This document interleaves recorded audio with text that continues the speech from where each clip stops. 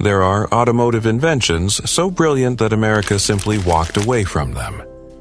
Technologies that could have changed everything, from safety to performance to fuel economy, but disappeared before the world was ready. From futuristic systems that could see in the dark, to engines promising impossible efficiency, to cars that looked like they came from another planet and were destroyed before they reached the streets. Today, we reveal the 7 most brilliant automotive inventions the United States abandoned, and why engineers still cannot believe they were forgotten. Some of them could have changed history forever.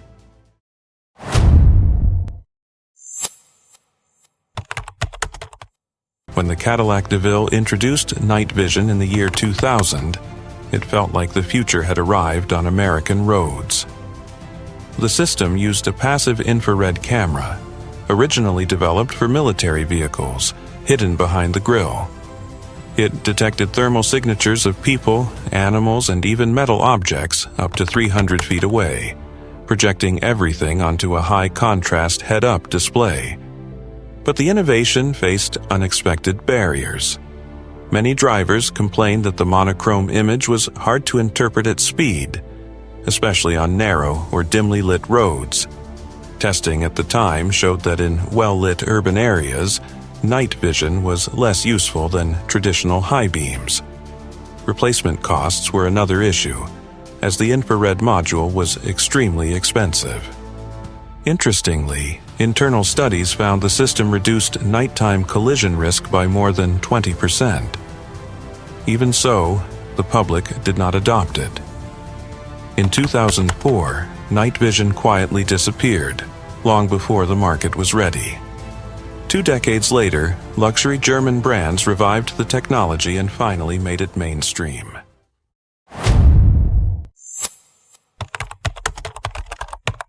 Quadrasteer, launched in the early 2000s, had the potential to change the future of American trucks. Developed by Delphi, the system allowed the rear wheels to steer actively. At low speeds, they turned opposite the front wheels for an incredibly tight turning radius. At higher speeds, they turned in the same direction for improved stability. The technology worked flawlessly. Tests showed up to a 20% reduction in the risk of trailer jackknife. But Quadrasteer failed outside the engineering lab. The price was simply too high. In 2002, the package cost over $4,500, nearly the cost of a complete V8 engine. It also required wider rear fenders, making the truck bulkier and causing concerns about garage and parking fitment. Dealers reported that buyers feared long-term maintenance costs. A surprising issue came from former GM engineers who revealed that dealerships never received proper training. Many mechanics did not know how to diagnose or repair the system. Even after price cuts, Quadrasteer never gained traction. Today, it is remembered as one of the most brilliant truck technologies the market did not understand. In 1981, during the fuel crisis, the Cadillac Vive 864 was introduced as the future of efficiency. It could deactivate cylinders and transform a V8 into a V6 or a V4. The idea was brilliant, but the electronics of the era were simply not capable.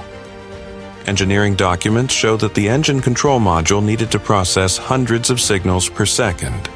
An easy task today, but nearly impossible for 8-bit processors in 1981. Mode changes between V8, V6, and V4 could take up to 400 milliseconds, which drivers felt as hesitation and jolts. In some situations, the system became stuck in 4-cylinder mode, leaving the car dangerously underpowered.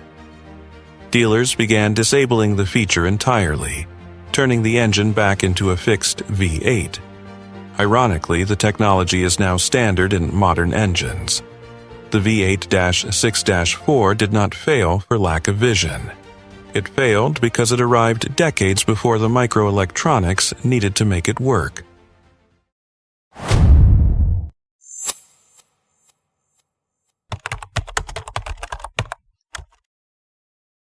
The AMC Eagle, introduced in 1979, was an absolute pioneer. It featured full-time four-wheel drive tuned for daily driving, elevated ground clearance, reinforced suspension, and the shape of a rugged station wagon. It was essentially the first mass-produced crossover, long before the word existed. But American buyers did not know what to make of it. It was too expensive to be a family sedan and not aggressive enough to compete with true off-road trucks. Reports from the era show that buyers saw it as too refined for adventure and too unusual for everyday driving. Timing made things worse. AMC lacked marketing budget and could not clearly explain why the Eagle was different. Yet the car earned a loyal following among enthusiasts. Many automotive historians believe that if AMC had survived just a few more years, the Eagle would have become a massive success in the 1990s.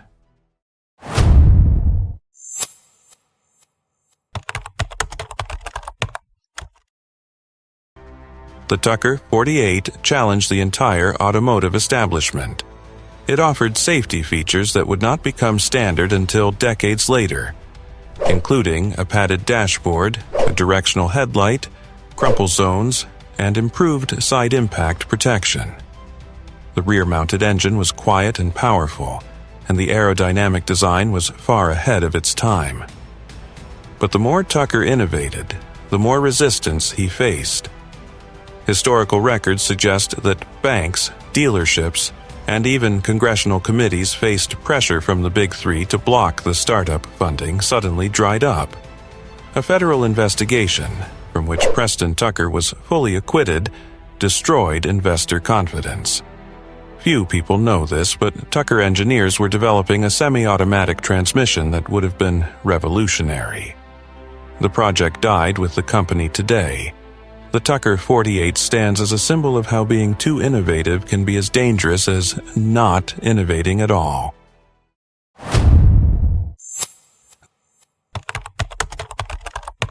The EV1 was not just an electric car. It was proof that the electric revolution could have started 20 years before Tesla.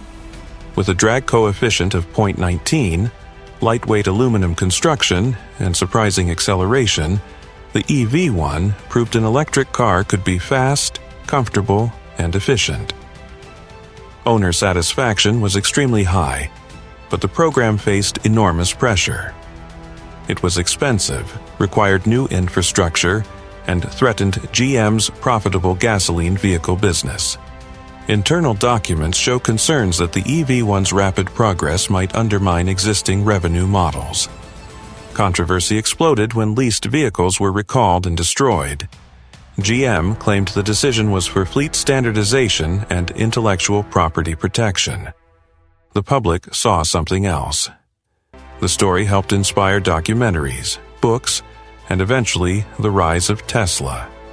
The EV1 did not fail. It was stopped.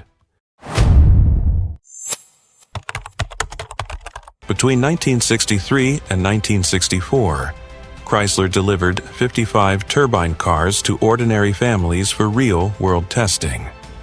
The Turbine engine could run on diesel, kerosene, gasoline, alcohol, vegetable oil, and even certain industrial fragrances.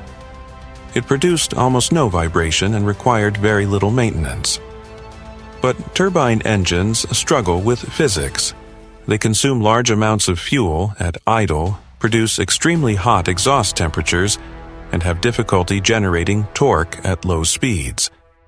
Emissions regulations were also tightening, and the turbine engine emitted high levels of nitrogen oxides. When the program ended, most cars were destroyed due to cost and certification concerns. Only 9 survived, 6 in museums and 3 in private collections. The turbine car remains one of the most ambitious engineering experiments America almost brought to the public. But now we want to hear from you. Which of these 7 innovations, the electric EV1, the V8 deactivating Cadillac, or the Quadrasteer steering, do you think would change the American market if it were released today? Drop your opinion and your own engineering investigation in the comments below. If you enjoyed this deep dive into America's failures and flashes of genius, hit the like button. It helps the algorithm spread the truth. And if you don't want to miss the next investigation from Remember That Car on secret engines, lost classics, and forgotten engineering, click the subscribe button and turn on notifications. Remember, the history of the automobile is often not told by the roads, but by the projects left in the dust.